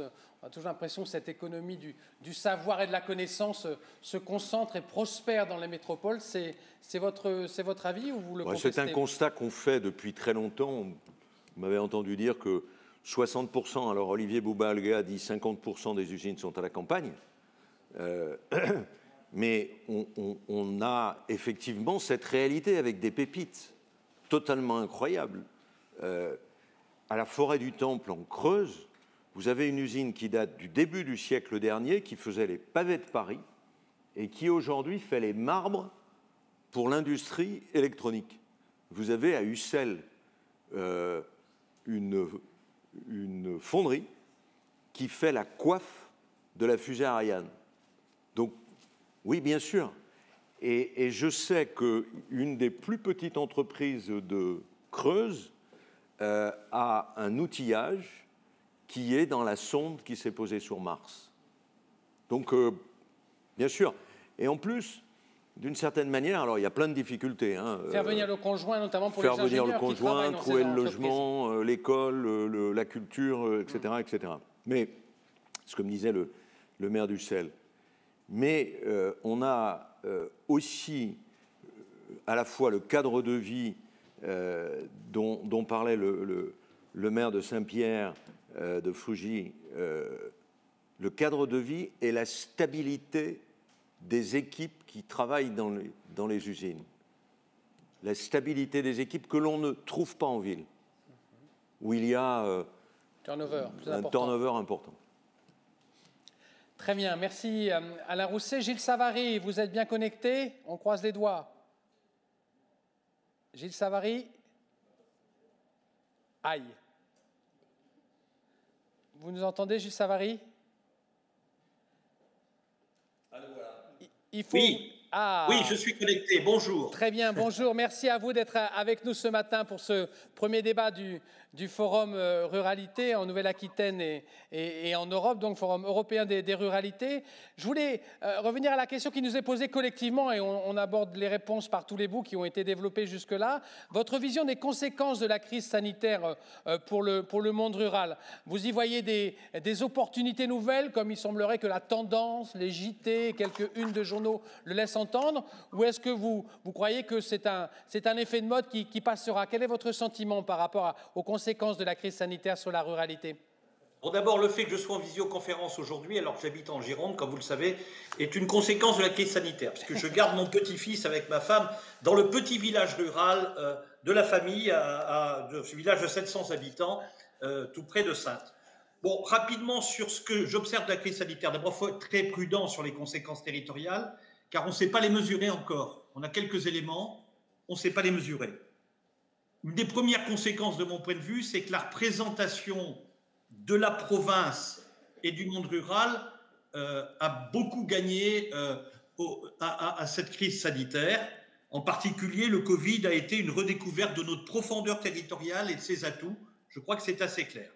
Mais je voudrais le nuancer. Ça a d'abord surtout concerné l'Île-de-France et les Parisiens. On a bien vu que les grands exodes urbains, juste avant les confinements, étaient essentiellement parisiens Île-de-France. La recherche, évidemment, c'était une réaction sanitaire, c'est que la recherche d'un espace vital, mais il y a eu une moindre acuité dans les villes de province parce qu'on y vit sans doute mieux et probablement parce qu'il y avait également moins de problèmes sanitaires. Ça a surtout concerné les populations aisées, vous le savez. Hein, on a vu peu de gens des banlieues d'Aubervilliers partir en province, donc des gens qui avaient déjà soit de la famille, soit des résidences secondaires. L'île de Ré et la Normandie ont été évidemment privilégiées. Donc il y a une segmentation sociale de ce qui s'est passé, de ce retour à la campagne, si je puis dire, même transitoire. Et donc la question qui se pose, il en restera probablement quelque chose. La question qui se pose après l'émerveillement du retour à la province, c'est de savoir si c'est un effet Larzac conjoncturel. Quand je dis effet Larzac, après 68, beaucoup de Parisiens ont été vivre à la campagne et puis aujourd'hui, il en reste assez peu. Le deuxième phénomène que j'observe et qui probablement, on n'en mesure pas les conséquences, sera structurel, c'est quand même notre familiarisation avec le télétravail. Ça, je crois que c'est très important. Ça va amener pas mal d'entreprises à faire des économies d'ailleurs, et ça va probablement amener les cadres supérieurs, les professions libérales, enfin, énormément de professions du tertiaire, à segmenter la semaine, c'est-à-dire à passer quelques jours en télétravail et d'autres jours en présentiel quand les choses seront, comment dirais-je, rétablies. Donc c'est peut-être la grande révélation de rupture de la crise sanitaire et de ce point de vue-là, effectivement, le territoire rural, les territoires ruraux, mais pas tous, j'y reviendrai, ont tiré profit de cette situation qui va leur amener probablement de nouveaux ménages à résidence dans leur village et dans les villes moyennes. Donc, je pense que ça, c'est un sujet qui est très important, mais qui n'est pas encore complètement cerné en matière de conséquences. Alors, les premiers indicateurs nous montrent quand même, en particulier les indicateurs de l'immobilier, enfin les quelques bases de données que l'on a. Le marché de l'immobilier a baissé en 2020 de 8% en France, mais de 17% à Paris en Île-de-France, contre 5% simplement en province. Donc la province a tenu beaucoup mieux. Et quant au prix, on s'aperçoit que les prix se sont bien tenus en milieu rural en particulier. Et surtout, c'est dans les recherches de biens que les choses sont assez nettes. La maison individuelle représentait en 2019 57,2% des recherches de biens, elle est passée à 66,7%. Voilà, c'est-à-dire que la recherche de maisons individuelles a augmenté de près de 60%. Et c'est dans les petites villes et les zones rurales où il y a eu l'augmentation la plus importante, puisque dans les petites villes et les zones rurales, on recherche la maison individuelle. Aujourd'hui, ça représente 43,5% du marché de la recherche, c'est-à-dire des gens qui cherchent une maison individuelle, alors qu'il y a un effondrement dans les grandes villes. Donc ça veut dire qu'effectivement, il y a un attrait pour la localisation en maison individuelle, en milieu rural et dans les villes moyennes. On a aussi quelques données qui nous montrent que dans les départements métropolisés, comme la Gironde, l'augmentation de la recherche de logement est de 65% sur le dernier, en maison individuelle, hein, sur le dernier trimestre de 2020, mais simplement de 11% à Bordeaux. 65% en Gironde, 11% à Bordeaux. 24% à Strasbourg, 51% dans le Bas-Rhin.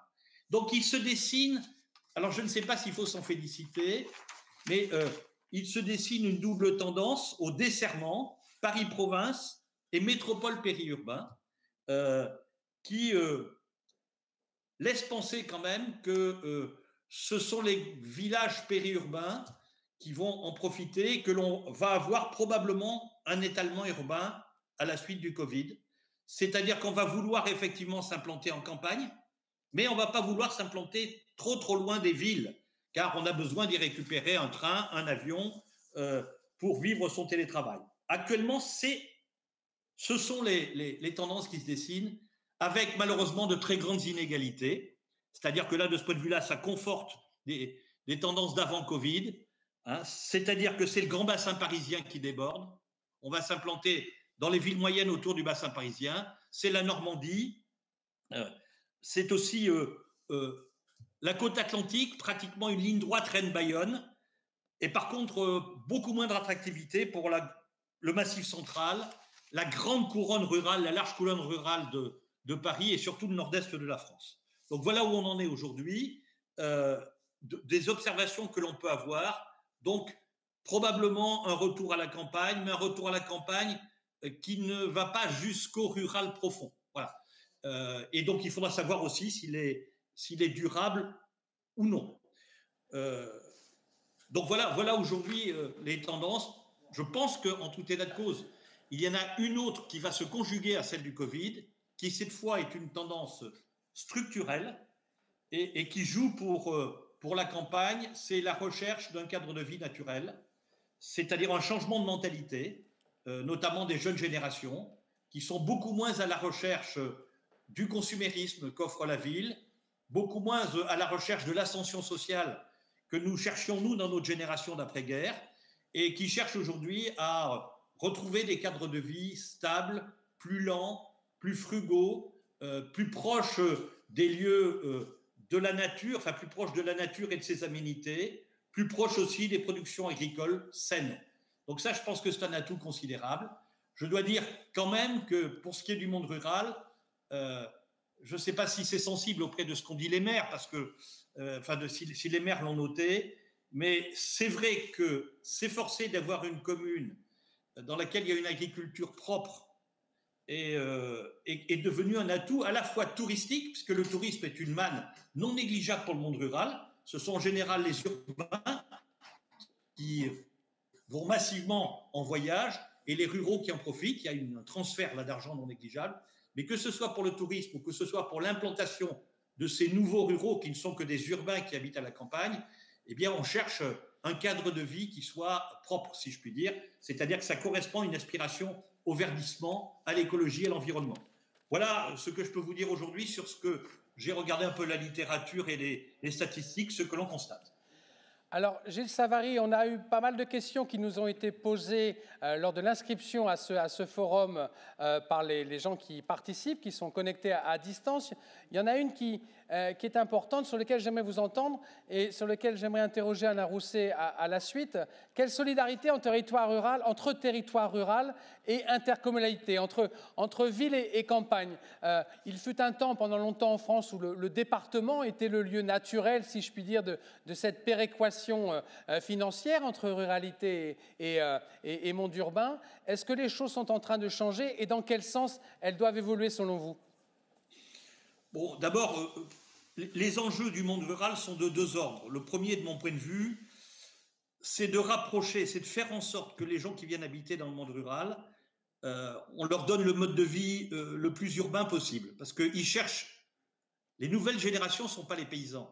Donc, ils cherchent un mode de vie urbain, même les paysans d'ailleurs, dans un cadre de vie rural. Donc il faut assurer les connectivités, en particulier numériques, c'est très important, mais aussi les connectivités physiques, c'est-à-dire les infrastructures, les mobilités. Et je suis tout à fait d'accord avec le maire de Bory, je crois, c'est ça, c'est M. Bory, c'est bon, le maire de périphérique à Angoulême. Marton, maire de Marton. Pardon, quitte à désenchanter le discours écologique, le véhicule individuel restera le mode de transport majeur en milieu rural.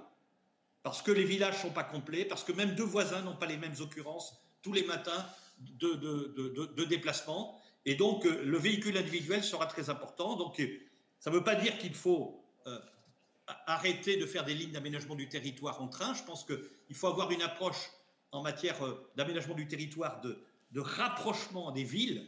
Voilà, de rapprochement des villes et faire en sorte qu'autour de ces villes, il puisse y avoir des fluidités en termes de mobilité, que ce soit des mobilités publiques ou des mobilités individuelles. Et je pense qu'un des grands enjeux de la campagne, c'est la distribution des futurs carburants, que ce soit l'électricité via les batteries ou que ce soit les carburants propres en étape intermédiaire pour les véhicules individuels. Je pense que ça, c'est un enjeu tout à fait considérable.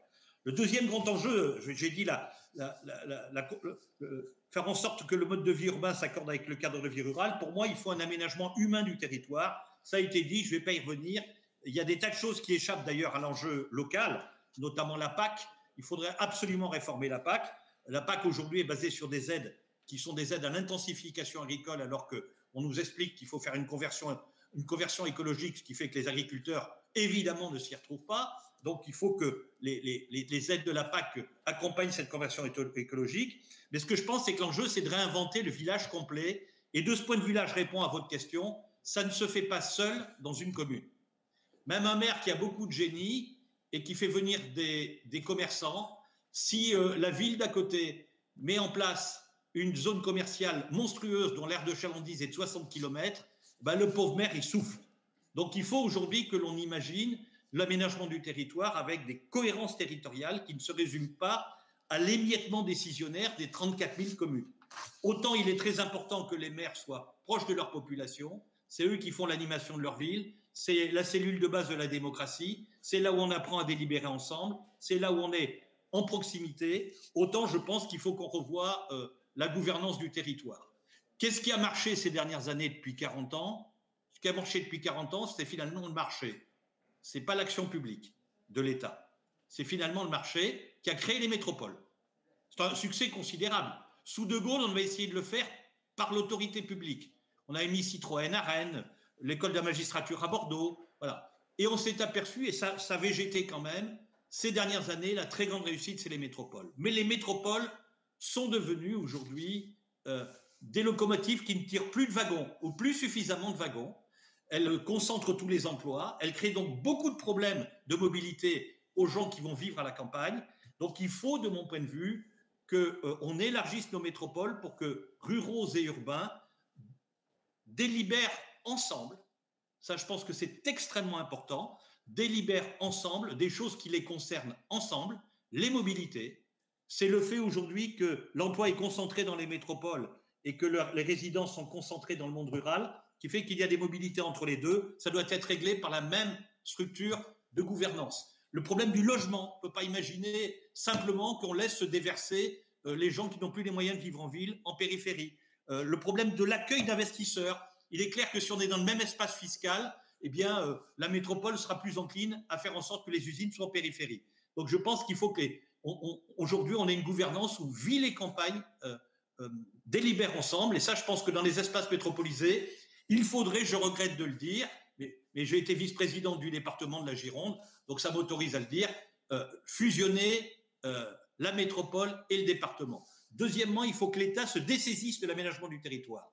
Il faut que l'État doit garder les péréquations financières et l'aménagement du territoire doit être géré par l'interface région et structure intercommunale. Voilà.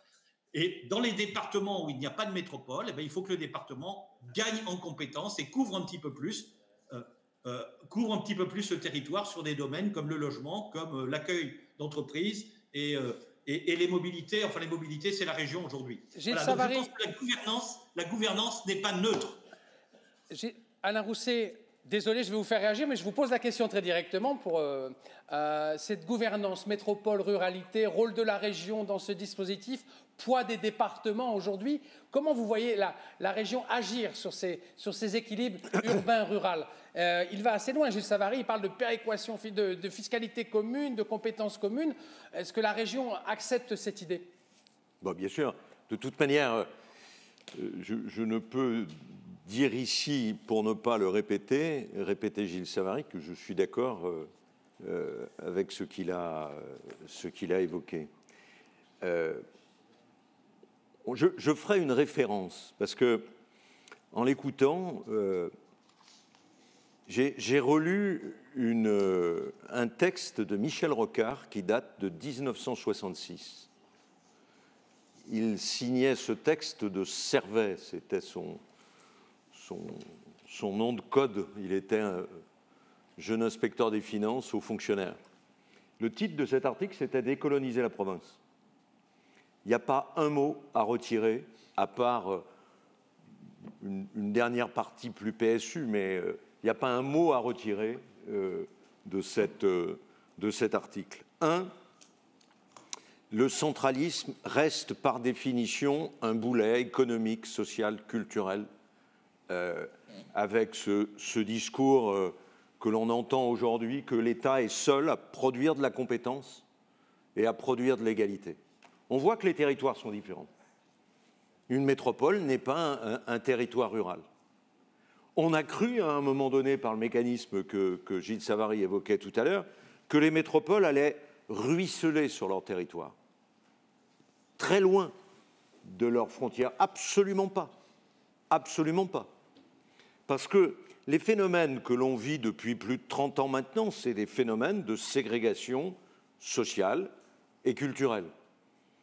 Le phénomène de retour à la campagne, de redynamisation des villes moyennes et des villages n'a pas commencé avec la crise sanitaire. Je pense que la crise sanitaire l'a accéléré. L'a accéléré parce qu'on a bien vu, nous, on le voit dans les grandes villes, et notamment sur Bordeaux, le prix des logements a explosé. Donc on a un phénomène d'externalisation des milieux populaires à la périphérie. Moi qui ai été maire d'une ville de banlieue, j'ai bien pu vivre cela. On est en train, et j'aime bien les chiffres que Gilles a évoqués tout à l'heure, c'est vraiment cette recherche de cadre de vie, parce que on recherche des petites maisons, on ne recherche pas des appartements. Donc on voit bien cette recherche du cadre de vie qui a été évoquée par beaucoup d'entre vous. Sur l'aménagement du territoire, oui, il faut que, soit c'est la région, soit c'est le département, mais il faut que quelqu'un en prenne la responsabilité. Ce que je trouve pour ma part, avec l'expérience qui est la mienne, de plus en plus insupportable, c'est qu'on ne sait pas qui fait quoi et qui est responsable de quoi dans notre pays. Et donc, comment peut-on faire fonctionner la démocratie quand on est 7 derrière un ruban, le président de l'Interco, le conseiller départemental, le maire, le préfet, le sous-préfet, le président du département, le président de la région, qui peut comprendre que, alors même que nous avons un besoin de décision publique important, qu'est-ce que je fais pour répondre à cette infirmière du Blayais qui doit se lever à 5 h du matin pour prendre son boulot à 8 h 30 à Bordeaux si elle n'est pas avant 6 h 30 sur le pont d'Aquitaine? Comment je déblaye la bande d'arrêt d'urgence? Enfin, la vie est faite de cas concrets. Et ça a été les gilets jaunes. Et il faut qu'on arrive à les reprendre, nous, pouvoirs publics, pour y répondre. Sur la gouvernance, je ne sais pas si j'irai aussi loin que Gilles sur fusion département-agglo. S'il y a une volonté, pourquoi pas. Ce que je sais par contre, c'est qu'il faudrait que nous ayons au niveau de la métropole de Bordeaux notamment, un vote avec, un peu à l'allemande, avec une partie de liste et un projet de métropole et une partie de représentation des maires et des conseils municipaux. Mais en tout cas, on voit bien qu'il faut qu'on avance. Il faut qu'on avance aussi, alors je ne sais pas ce qu'en pense le maire de Saint-Pierre sur ce thème-là. On voit un certain succès dans notre pays lié aux communes fusionnées. Il y a de plus en plus de communes qui se rapprochent aujourd'hui, parce qu'il est parfois difficile, quand on est à 100, 200 habitants, de monter une équipe municipale. Et il ne faudrait pas que la solution à ce problème soit uniquement liée à la crise des vocations. Parce qu'encore une fois, tout le monde sait qu'être élu, être maire, mais aussi conseiller départemental, régional, c'est aussi un travail considérable. Et je ne voudrais pas que nous avancions en France dans ce domaine sous prétexte que, ma foi, on n'a pas trouvé de candidat. Donc il y a un problème aussi sur le plan de la gouvernance à cet égard. Une réaction, monsieur, sur cette suggestion d'Alain Rousset, ça vous semble une bonne idée? Vous seriez plus fort si vous étiez plus nombreux? Oui, d'ailleurs, on a initié des projets en commun, c'est-à-dire que nous n'avions plus de bâti, on a créé l'école de musique sur la commune d'à côté et elle est portée par les habitants de Saint-Pierre-de-Fougy. On commence à... Mais pour l'instant, les habitants ne veulent pas de fusion entre nos deux communes. Voilà. Mais ça va peut-être venir. C'est en faisant des initiatives que ça va venir. Et puis c'est vrai qu'on sera plus fort, ça c'est clair. Ouais. Fusion, monsieur? Alors, fusion, ce n'est pas obligatoire, mais ce qui est important, c'est les habitudes relationnelles entre communes. Nous sommes 7 communes. Maintenant, la communauté de communes, elle est grande. Hein. Quand vous êtes 50 autour dans une salle... Pour prendre une décision, oui. Pour prendre la décision, ça va, puisqu'on vote, mais pour prendre la parole, c'est plus difficile. Donc, on a créé un groupe de 7 communes, à mon initiative au mois d'août l'an dernier, et on a une habitude relationnelle. Ça fonctionne bien. Les gens en ont envie. Ça va se traduire par des besoins de formation. Il faut d'ailleurs que je réponde à quelqu'un là dès ce soir, parce qu'il y a des nouveaux élus. Et puis, il y a tellement de questions posées. Moi, je suis élu depuis un certain temps maintenant, mais les choses se sont complexifiées. J'aurais aimé que des élus me donnent des réponses. Et là, dans ce groupe-là, eh bien, on travaille ensemble et puis on donne des réponses basiques sur l'urbanisme, je ne sais pas ce qu'est la sécurité, les pouvoirs de police. Donc ça sert à ça, ça crée une solidarité très très très locale qui est intéressante et on en a besoin. Pour préciser, Jean-Bernard Gilles, pour préciser la santé, je veux dire, la France, depuis les années 60 et 70, a refusé la fusion obligatoire. Donc ça, je pense que c'est une bataille. Pour autant, il faut se poser la question de la gouvernance. Et on voit bien dans les propos que vous venez d'avoir, et c'est tout le paradoxe français, c'est que notre monde est de plus en plus complexe. Les questions qui sont posées aux élus, et singulièrement aux maires, mais à nous aussi, pour y répondre, il faut mutualiser nos équipes et notre ingénierie. Mais il faut aussi, je plaide là-dessus, mais l'État central, quel qu'il soit, quelque sensibilité qu'il ait, a tendance à disséminer les pouvoirs locaux, voire parfois à les opposer les uns aux autres, et quels qu'ils soient.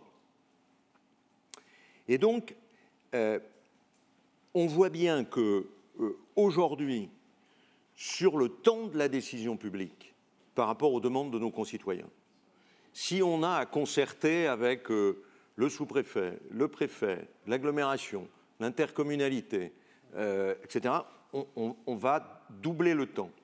Comme à chaque fois, il y a des agents publics qui sont à la charge de tout ça, on augmente en plus le coût de la décision publique, au détriment d'ailleurs de l'action publique elle-même. De construire une école, une crèche, un circuit de car, etc. Et je pense profondément, comme Michel Rocard l'évoquait, que c'est la responsabilité qui est liée à cette prise de décision, territoriale. Et ça, c'est pour moi quelque chose de consubstantiel et qui se vit d'ailleurs dans toutes les démocraties européennes.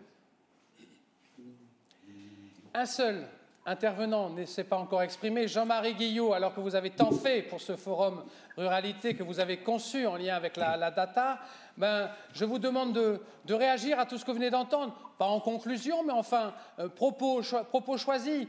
Comment vous réagissez à ce qui a été dit ce matin? Il s'est dit beaucoup de choses tout de même. Est-ce que vous m'entendez? Parfaitement. Tant mieux. Donc, je ne vais pas être très long, parce qu'il y a des choses intéressantes qui ont été dites par tout le monde. Je vais juste rajouter quelque chose. C'est qu'on a tendance, quand on est un maire rural, d'être un peu isolé, la tête dans le guidon. On essaye de faire des expériences, on essaye de développer, on passe de 300 à 500 habitants. À mon avis, dans le climat local, tout le monde l'a dit, il faut oser se connecter avec l'extérieur. La centralité n'est pas la centralité du village. La centralité, c'est qu'on a eu une expérimentation qui intéresse des gens d'ailleurs. Je vais donner un exemple qui s'est passé à Saint-Giron, alors pas dans la Nouvelle-Aquitaine, mais c'est pas grave. Il y avait le symbole dans l'Ariège du bio, du historique, des années 70. Et ils ont changé le circuit court en faisant venir des gens de proximité, des gens de très loin, sur le grand marché de Saint-Giron. Et ça a réveillé des gens qui venaient de la métropole tous les week-ends et qui ont vu ce village, un petit bourg, on va dire, et qui s'y sont installés, qui ont développé. Donc le symbole et le maillage avec des connexions extérieures. Il y a même les huîtres de Marelle-Oléron et de Arcachon qui sont tous les jours au village de Saint-Giron. Je tiens à le dire parce que c'est la connexion, ce qu'a dit Mme Brusseau, ce qu'a dit Alain Rousset, c'est quand on fait une expérience dans un village, parfois on a des connexions possibles avec des gens même très loin et qui vont s'y intéresser et qui vont mailler. Et du coup, ça permet un autre regard sur le développement. Je tiens à dire ça parce que les gens qui vont habiter dans les villages, comme l'a dit Gilles Savary, il y a une nécessité, j'appellerais ça l'urbanité. Se sentir urbain, même dans un village. Urbanité, c'est pas juste les métropoles. Hein. L'urbanité, c'est-à-dire se sentir connecté ici, dans notre petite maison, comme ça a été dit, connecté aussi avec l'extérieur. Alors, il y a le télétravail. Oui, très bien. Est-il socialisé? Moi, je regarde des articles en ce moment. Le télétravail, en ce moment, accentue une désocialisation, alors que c'est un levier formidable au cœur, justement, d'une resocialisation des territoires. La centralité, je viens de le dire, c'est pas juste notre petit village. Il y a quelque chose, tout d'un coup, qu'on est en train de faire, et qui a une centralité qui intéresse l'extérieur, y compris les gens dans les métropoles. Je tiens à le dire. Centralité, urbanité. Les villes moyennes, alors, ça c'est... Rapidement, s'il vous plaît, Jean-Marie. Non, mais j'ai fait rapide, là. Les métropoles ne sont plus de ruissellement, ce sont des aspirateurs. Je discute avec tout le monde là-dessus. Bon. Les villes moyennes sont plutôt déconsidérées. C'est là qu'il faut développer, parce qu'elles permettraient un maillage territorial, mais développé dans le même sens de connexion avec l'extérieur. On a parlé avec Mme Brusseau d'université territoriale, etc., etc. Ce n'est pas... nous sommes dans un État jacobin. Ce n'est pas en faisant des routes, des trains, des autobus. Moi, j'ai vu des autobus dans le milieu rural. Il y a une personne dans l'autobus le matin. Voilà, bon, oui, très bien, merci, ça ne marche pas. C'est quand on fait une dynamique en lien connecté avec le social, les industries, les entreprises, le développement économique, qu'on y arrive. Et là, ça développe les transports publics, oui, bien sûr. Mais là, c'est la dynamique qui résout la question. Et dernière chose, ah oui, on parlait de biodiversité. Moi, je trouve ça très intéressant. J'étais journaliste à la gueule ouverte quand j'étais jeune, écologiste. L'écologie doit être sociale. Sociale. Si on met juste la biodiversité au cœur du rural, c'est plombage. Plombage. On ne peut pas développer une entreprise parce que ça ne fait pas du bien à la nature. Attention, que le rural ne soit pas plombé par ce style de choses. Au contraire, que le rural invente une resocialisation, un redéveloppement économique, y compris à travers la biodiversité, la singularité de la ruralité. Bon, je ne vais pas plus loin. On a beaucoup d'exemples que vous évoquez dans des grands projets industriels un peu partout sur la région Nouvelle-Aquitaine. Merci beaucoup, Jean-Marie Guilloux. On est quasiment au terme de notre débat. Il a démarré avec des difficultés de connexion. On s'excuse auprès de tous ceux qui avaient de l'appétit pour ce débat. Je crois que vous avez pu, pour le plus grand nombre, vous connecter. J'ai peut-être une phrase à chacun d'entre vous. Je voudrais demander... quel est le meilleur espoir que vous voyez à la ruralité aujourd'hui? Quel est votre enthousiasme pour l'avenir du monde rural? Allez, quelque chose, on finit positif, on a plutôt été positif aujourd'hui, mais quelle est votre idée? Allez-y, monsieur. Alors, d'abord, rural n'est pas un gros mot. Il faut revaloriser ce mot. Okay. Je l'entends trop dire, ça c'est rural. Non, ce n'est pas un gros mot. Ouais. Après, les centres-bourgs, eh bien, ils doivent travailler sur tous les domaines. Il faut ouvrir tous les services, ça a été dit tout à l'heure. Il faut continuer. Monsieur Clua. Écoutez, pour moi, la ruralité, bon, elle est toute à inventer. Donc, ce qui veut dire qu'aujourd'hui, il n'est pas question d'opposer ville et campagne. Donc, je crois que l'important, c'est d'avoir des projets de territoire. Alors, ça peut être un projet de territoire entre deux communes via une fusion de communes. Ça peut être un projet de territoire via un département et une interco. Mais ce qui est important pour moi, c'est que les intercos soient à l'échelle des communes et plus dirigés par des gens de petites communes que par des gens de grandes villes pour avoir des projets de territoire. Sinon, on n'en sortira pas. Voilà. Monsieur Chabot, un mot d'espoir. Un mot d'espoir. Vous l'avez donné, un grand mot d'espoir en intervenant au début de ce débat, mais oui, qu'est-ce que vous pourriez dire? Moi, je suis persuadé que le développement d'une ruralité nouvelle, qui mise sur ce que le passé nous a donné de meilleur, mais aussi sur ce que la modernité nous offre de meilleur, est une solution, enfin, ce serait une solution intelligente, moderne et accueillante pour que les familles puissent imaginer une vie professionnelle et personnelle et une solution pour la France d'aujourd'hui et de demain. Geneviève Barra? Pareil, une solution pour la France, persuadée que de toute façon on n'a pas le choix. Il faut qu'on avance, la ruralité, je pense qu'on est l'avenir de beaucoup de choses. Mercedes Bresso, un mot. Désolé d'être aussi pressant. Oui, je crois qu'on doit miser non seulement sur le fait que les gens viennent retourner à vivre, à habiter dans le milieu rural, mais qu'il y a aussi, surtout des jeunes, mais non seulement, qui viennent travailler en milieu rural, soit à développer des services liés à l'agriculture elle-même, soit aussi de nouvelles activités. Je pense qu'il y a une opportunité, il faut bien utiliser les ressources pour la sortie du recovery plan, pour la sortie de cette crise, pour éviter que de nouveau tout l'argent finisse dans les villes et aider ces processus qui sont en cours, qui sont là. Hein, on les voit naître, il faut les aider à se développer correctement. Merci. A été traité. Merci. C'était plusieurs mots, mais on vous les pardonne, Madame Bresso, bien volontiers. Olivier Bouba-Olga? Peut-être juste dire que je suis assez convaincu qu'un des leviers très forts de la capacité d'innovation, c'est les contraintes. En fait, on innove pour lever les contraintes. Le monde rural, malgré tout, subit de nombreuses contraintes, donc il est très innovant, beaucoup plus qu'on l'imagine. Je pense qu'il y a un enjeu qui a été un peu évoqué, mais qui me semble essentiel, c'est de donner à voir, et ça pourrait être un des rôles aussi de la région, donner à voir ce qui s'invente en milieu rural, donner à voir l'ensemble des innovations. Il y a plein de choses qui s'inventent. Il faut absolument que tout le monde en ait conscience, et donc on regarde un peu plus qu'on ne le fait jusqu'à présent, le monde rural. Gilles Savary? Oui, je pense que l'espace et la nature sont des ressources d'avenir. Donc moi, je suis très optimiste pour le monde rural. Et je pense que son redéveloppement, parce que ça ne sera pas le rural d'hier, hein, ça ne sera pas le rural des paysans, hein, c'est terminé, son redéveloppement passe par une remise à flot du réseau des villes moyennes et des petites villes, leur maillage et une collaboration étroite entre urbains et ruraux. Je pense qu'il ne faut pas faire ce qu'a fait le département du Rhône, où les urbains d'un côté gèrent la métropole et de l'autre côté les ruraux gèrent le monde rural. Je pense que rien ne peut se faire sans une collaboration des deux, et c'est pour ça que je pense qu'il faut qu'on imagine dans la gouvernance des collaborations étroites entre urbains et ruraux, et enfin une décentralisation totale de l'aménagement du territoire aux régions.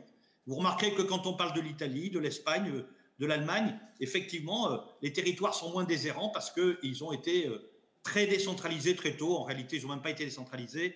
Ils sont nés d'un fédéralisme d'unification. Alain Rousset, pour le mot de la fin ou presque.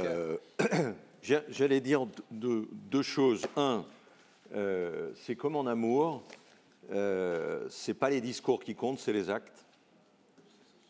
Ça, c'est important. Les preuves d'amour pour le rural. Les preuves d'amour pour le rural. Deuxièmement, il y a de part et d'autre beaucoup de preuves d'amour. Et surtout, il y a de très très belles expériences qu'il faut diffuser. Alors, je ne dis pas ça parce que les maires qui sont ici font des choses étonnantes, mais je pense qu'il y a plein d'initiatives et il faut le faire connaître. C'est pour ça qu'on travaille autant avec les universités pour essayer à la fois de mieux comprendre les dynamiques qui sont à l'œuvre, les complexités qui sont à lever. Et puis, il faut effectivement, comme l'a dit Gilles Savary, qu'on réenclenche un phénomène de proximité, de décentralisation dans notre pays. Merci Alain Rousset, merci à tous d'avoir participé à cette première étape du Forum Ruralité 2021.